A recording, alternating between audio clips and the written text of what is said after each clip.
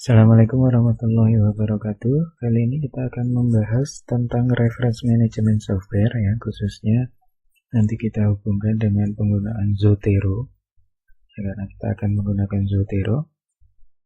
Nah, pertama, apa itu reference management software? Jadi, reference management software adalah aplikasi yang membantu organisasi literatur ya. Mungkin ada yang sudah pernah mendengar ya, reference management software itu menguntungkan untuk kita membuat daftar pustaka ya dengan otomatis ya. Tapi sebenarnya tidak hanya itu ya, tidak hanya untuk membuat daftar pustaka, tapi juga untuk organisasi literatur ya. Ini seperti apa nanti kita bahas lebih lanjut. Jadi beberapa keuntungan dari penggunaan reference management software. Satu adalah mempermudah organisasi literatur ya. Jadi kita biasanya kan menyimpan ya file PDF itu, kita simpan, kemudian kita rename ya. Biasanya nama file itu yang nanti sebagai petunjuk kita menemukan kembali ya file pustaka literatur itu, judulnya apa, mungkin penulisnya siapa, tahun berapa. Nah, kita otomatis terbatas pencarian pada nama file saja. Nah, kalau menggunakan reference management software, kita bisa memiliki database literatur ya. Jadi tidak hanya nama file saja, tapi juga database ini berupa judulnya apa, artikel tersebut, paper tersebut judulnya apa, pengarangnya, penulisnya siapa, kemudian abstraknya bisa masuk, keywordnya bisa masuk. Jadi dengan informasi lebih lengkap terkait literatur yang kita simpan, berarti otomatis kita akan lebih mudah mencari literatur tersebut gitu. Jadi pencariannya tidak terbatas pada judul file saja gitu. Nah, kemudian kita juga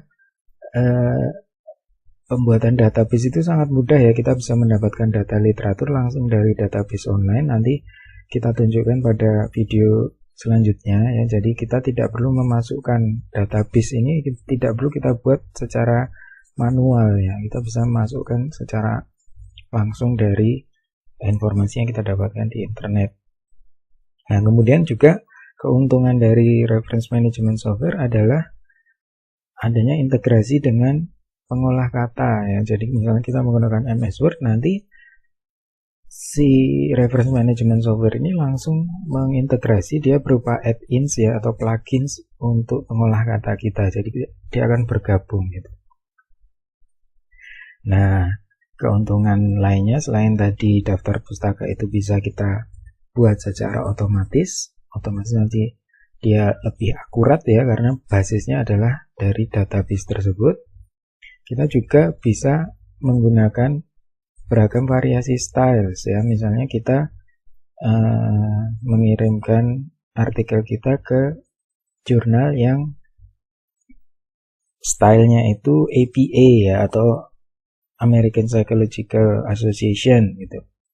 Nah, kemudian misalnya setelah paper tersebut ditolak, kita kirimkan ke jurnal B ya. Jurnal B ini style kutipannya itu, gaya kutipannya itu menggunakan Chicago. Nah, ini kita bisa dengan mudah mengubah ya dari style APA ke style Chicago atau style lainnya itu hanya dengan perlu satu klik saja gitu ya. Ini sangat membantu kita ya, sangat menghemat banyak jam kerja ya.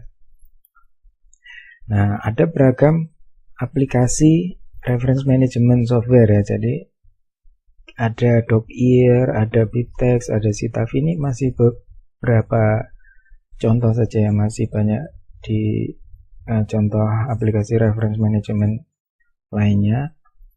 Zotero, Mendeley ya, banyak sekali yang gratis, hanya beberapa di sini yang saya daftar di sini. Citavi dan Endnote itu berbayar ya, tapi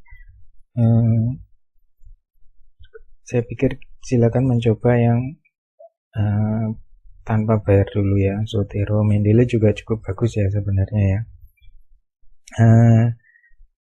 Zotero sendiri kita pilih karena yang pertama Zotero itu open source ya, berarti dia gratis ya, dan source code-nya juga tersedia ya jika ingin mengembangkan. Kemudian dia standalone program ya, dengan database lokal yang berarti dia tidak tergantung oleh internet ya. Jadi kita bisa melakukan mengerjakan menggunakan Zotero ini secara offline gitu. Nah, sementara ada software lainnya itu yang basisnya hanya online saja gitu. Jadi kita harus online untuk memasukkan database ya, update database. Nah, kemudian di Zotero juga unggul karena dia ada pilihan sinkronisasi juga dengan cloud ya. Jadi tidak hanya lokal, jadi ada cloud, dia multi platform ya. Dan ini kita juga diuntungkan dengan kemudian share library-nya ya. Jadi database kita itu nanti bisa kita share ke rekan kita ya. Jadi misalnya dalam satu proyek penelitian itu ada 5 peneliti ya, karena temanya sama berarti otomatis mereka bisa saling share database literatur yang mereka gunakan. Ini sangat membantu ya dalam kerja sama penelitian. Nah, nanti selanjutnya kita akan mengcover beberapa tema di sini, yaitu yang pertama kita akan belajar tentang memasukkan data literatur ya, membuat database literatur, membuat koleksi baru. Kita akan memasukkan data literatur secara manual. Yang manual ini sangat jarang kita lakukan ya sebenarnya. Kemudian kita bisa memasukkan data literatur dari PDF. Ini juga salah satu keuntungan dari Zotero, ada dari PDF kita bisa PDF yang kita punya kita masukkan langsung ke Zotero gitu. Kemudian kita juga bisa memasukkan, kita akan belajar memasukkan data literatur lewat sumber online ya. Nah, kemudian kita akan bekerja dengan MS Word ya. Jadi Zotero, plugin Zotero dalam MS Word kita akan bekerja dengan itu, mengutip literatur dalam dokumen ya, literatur standar dengan prefix dan suffix, kemudian variasinya ya, 2 literatur dalam satu kutipan ya.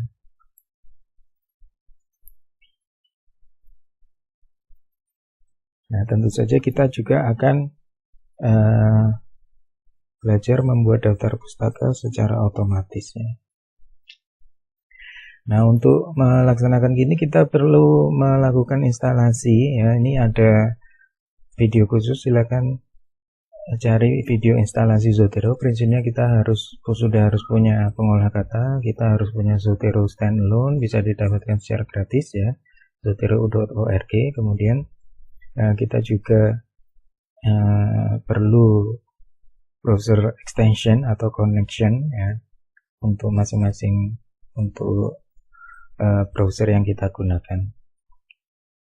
Nah, beberapa catatan dalam menggunakan Zotero ya, kita perlu waktu untuk transisi ya. Mungkin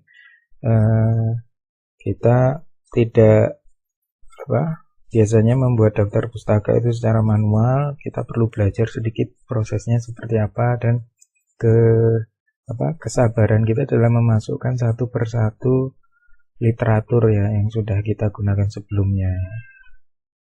Nah, walaupun kita menggunakan Zotero, yang Zotero itu bisa membuat daftar pustaka otomatis, tapi kita juga tetap harus mempelajari gaya penyitiran yang digunakan ya. Misalnya kita menggunakan APA ya, American Psychological Association, kita harus belajar juga ciri-ciri kutipan, kekhasannya kutipan APA itu apa, karena tanpa pengetahuan ini kita tidak bisa mengidentifikasi kesalahan gitu ya. Misalnya banyak kesalahan judul dalam APA itu ya, kalau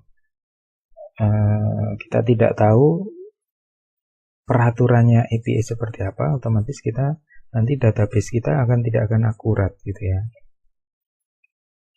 Baik ya, selanjutnya kita perlu silakan menggunakan file yang sudah kita upload di ugm.id/msw. Nah, demikian dulu. Terima kasih atas perhatian rekan-rekan semua. Wassalamualaikum warahmatullahi wabarakatuh.